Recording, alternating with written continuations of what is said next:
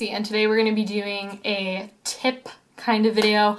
Let's also get out the obvious of the way. I cut my hair. If any of you noticed before I said anything, you're awesome. If you did that, that'd be pretty great. But anyways, I cut my hair. I donated it actually, so it's very, very short. It's a little bit crazy. I'm kind of still like getting used to it. Like I've had short hair before, but it's still like an adjustment. I donated it to make wigs for cancer patients, and it's great though. I love it. I love having short hair. So yeah, today let's talk about trading, and I want to talk about a couple of tips, like stuff I've noticed about like trading through people, because I have like some people who are like, oh, where do you get your cards from? And a lot of times like I'll open stuff that I don't need, especially because I don't play standard. So I'm looking for like very specific cards, like EDH cards and things like that. So I get rid of a lot of the cards that I don't need, especially when, you know, I open them and they're in standard and people trade for them for crazy amounts of money, which we'll actually talk about things for standard.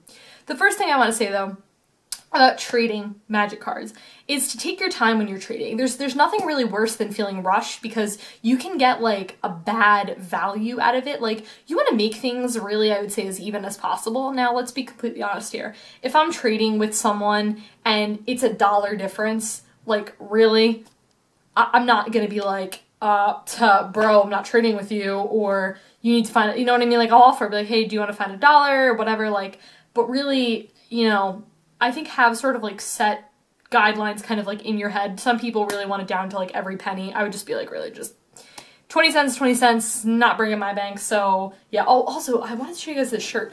This is super sweet. If you guys watch Ruby, it's like my favorite anime, and Paul got the shirt in RT. Ooh, oh, it's got a hole in it. Oh man, I'm so sad.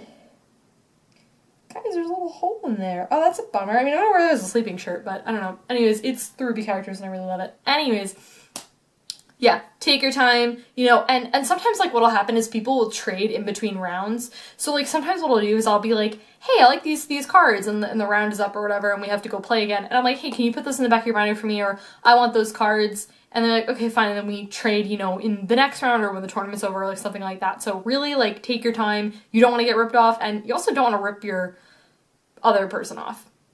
Second thing is I would definitely use like an MTG app for value. Now, I don't have something like that because I don't have a smartphone. Half the time when I say that, I'm like, I don't even actually know where my phone is. I think it's actually in my purse, I'm pretty sure. I forget I have a phone sometimes. It's just like, oh yeah, you know, whatever. You know, fun fact, actually, one of my favorite, Christopher Nolan's one of my favorite directors, and he's a director, and he's like a person who doesn't like really technology, so he will like, he doesn't let his actors use their phones on set, which I think is just awesome, and like I think should just be a thing already. Like, people are too addicted to their phones, and you know, like when he contacts people, he does it like, I don't even know how he contacts like actors and be like, hey, be in my film, you know. But I don't know, I just think it's really cool. He's like not a phone person. We're getting really sidetracked. But anyways, use your MTG app or someone else's MTG app or your local game store's computer or your computer or something to look up prices to check that. What I really like about those MTG apps, I don't know like the name of any of them, but you guys know what I'm talking about. Like the things that will, you have like 2 columns, and then it's like, okay, cards I want, cards you want, and then it'll like even out the price for them, which I really like. It's really, really effective. And I would also too, with that though, make sure your opponent, I say it like you're against them, but like make sure the person who you're trading with is typing things in correctly, because, you know, different sets have like different prices, you know, like sometimes like something like Conspiracy or like Modern Masters, Eternal Masters, something like that, those prices could be different. Also, like if it's a foil or not foil, you know, a lot of times there's a really big difference between that. Sometimes it's like $1, but sometimes it's like $5, and that's a really big difference. So make sure all that stuff is typed in. Whenever I trade with someone, I always ask, hey, can I just see your phone? And it's not like I'm trying to be like, I don't believe you, but I just want to make sure and verify that the trade evens out as efficiently and smooths out, and it's okay, basically. One thing that I've always really kind of, I want to go back to that standard modern like type of thing. So a lot of times what will happen is, you know, this new set comes out and you open up something, or like say it's a couple weeks later and there's that number one card in the set. A lot of times Planeswalkers are kind of like value card, unless it's like Tibble, like it's a card that people want, especially in Standard or something like that. So say you got like a Gideon, you open up a Gideon and you want to get rid of it. You know, trading away that Gideon for Standard value, really get rid of Standard now. I have it in my notes, get rid of Standard now with like 3 exclamation points. You need to get rid of Standard as fast as you possibly can. You know, one thing that I do is my game store, I'm not a part of it, but like my game store has a, just because I don't go there as much anymore, but they have like a group, and so people can post, these are cards I'm looking for, these are cards that I'm looking to get rid of, and find people who play Standard, get rid of them. Get rid of Standard, because that stuff, that value of it, it's not going to be as great as it will forever. So really, get rid of that sort of stuff as fast as you can. Another thing is sort of like, a lot of people say like format for format type of thing. So like if you're trading modern cards for modern cards now, the issue with this that I understand why people say that, because like if I'm trading away like a Liliana of the Veil, you know, well, Liliana of the Veil could be used in EDH too, but like she's primarily, she's used in modern. If I'm getting rid of a Liliana of the Veil, which why would I ever do that? Because Liliana of the Veil. But say I was, for example, I would want to trade that away for other modern cards. Like I would want to get like Snapcaster Mages or like something like that out of it. The kind of the thing I would say about that is though, is like, what if you're not playing that format anymore? Like I don't play modern anymore. There are some cards that I'm still hanging on to because, well, I just am. But like certain things, and certain cards can be used in EDH as well, which is why EDH is like the best format. Because like, it's like, oh, these cards aren't good, I'm gonna put them in EDH, like, or I'm not using these cards anymore, which is really sweet. So yeah, I think trading a lot across the board, but if you're not playing a format, like I'll get rid of some of my modern cards that I don't really mind as much about. But kind of going into that, what I would say, lands are a really good thing to trade. Like if you are someone who has fetch lands or shock lands, I'd be pretty wary about where you trade those things. I would be like, okay, I have this fetch land that's $20, you know, because I don't know how exactly to like phrase it, but lands are kind of like always a value. Like people are gonna want fetch lands, people are gonna want chalk lands. It's kind of just until something really better comes around, which I can't imagine, unless you come in with a fetch land that's basically the fetch lands, but you don't pay 1 life. Like unless something like that crazy happens, like it's not gonna happen, but say it does, you know, the lands are always going to be a good thing, so trading for them. Another thing too that I didn't have on my list, I didn't write down, but I would say, so I've said this before sometimes, where sometimes like I'm trading with my, I keep saying opponent, but say I'm trading with someone and I don't really see anything in their binder, which, let's be real here, happens. It's totally okay to say no. It's totally okay to say, listen, I'm sorry, I don't really see anything. I always feel bad personally because, especially if they see value, and sometimes it's like the opposite. Sometimes I'm like, hey, I see that cool card, and they're like, hey, listen, I don't see anything in your binder, which is totally fine. I get that completely. But you know, what was I saying about this point? I don't remember what I was saying about this point. Another thing though that I just thought of now that's a really good idea is, so this is my trade binder and it's really great. It has all fabulous ladies on it. It's really awesome.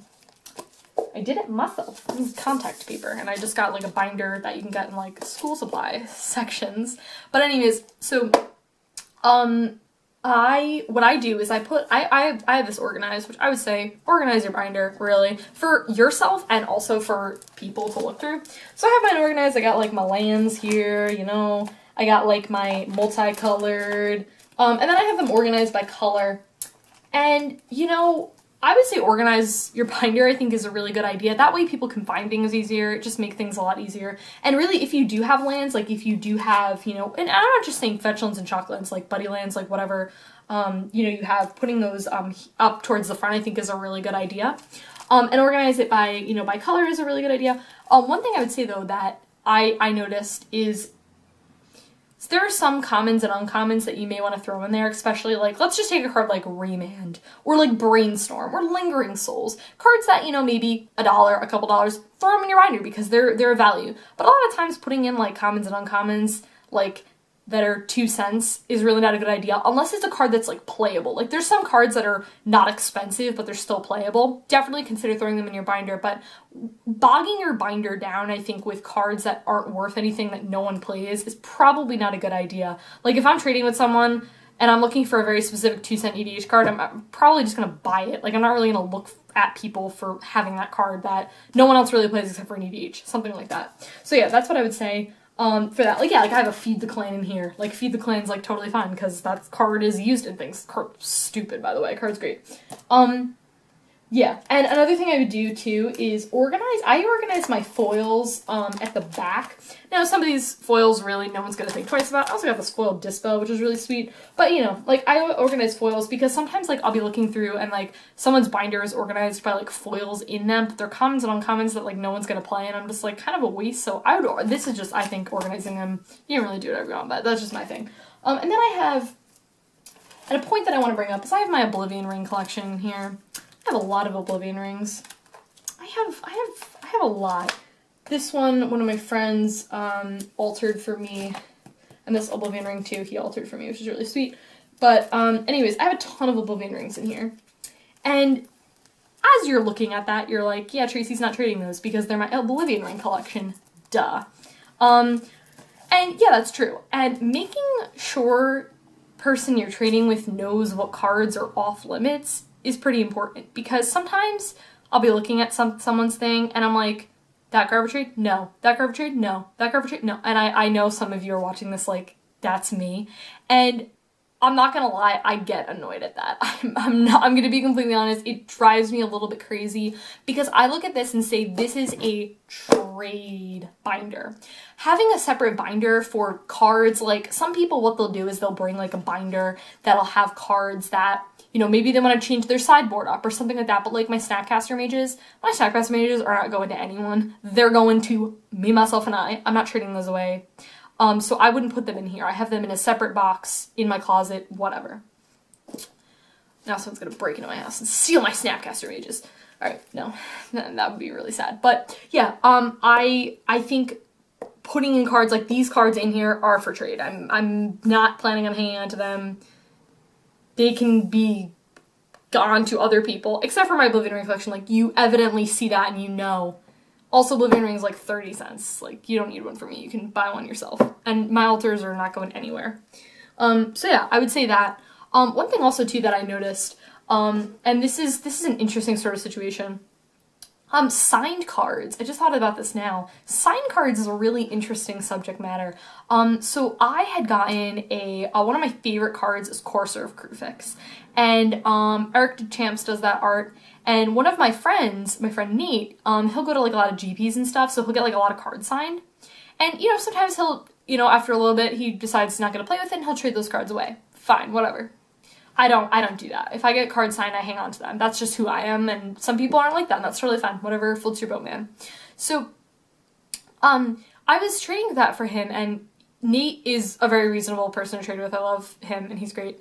And he was like, well, you know, I was like, well, how much do you want to add to that? Because I'm very reasonable, and I was like, it's a signed card. I understand you waited in line for X amount of minutes. You want more value. And he was like, well, I don't even know. I don't even think he added anything because he was like, it's fine. Like, some people consider that, like, damaging the card. So say you go to, like, a GP vendor and you're looking through cards. Sometimes what they'll do is they'll put, I don't know, like, what it's called, but it's, like, a damaged box. Like, sometimes if a card is signed, they'll put in that because the card's, like, on, I don't know, whatever. It's a weird thing. Some people don't like their card signed, which I totally get. I think it's really sweet. Like, I don't mind it.